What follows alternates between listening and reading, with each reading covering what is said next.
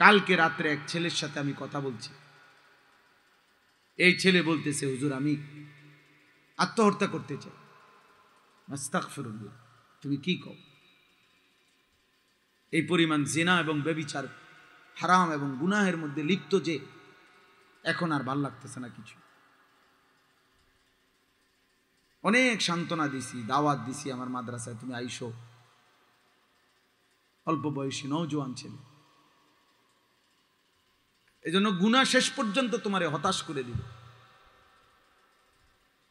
অস্থির বানায় রাখবে।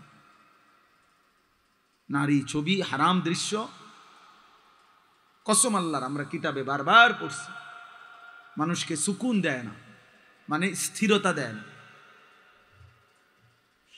তৃপ্তি দেয় না, বরং তৃষ্ণা বাড়ায়, নেশা বাড়ায়,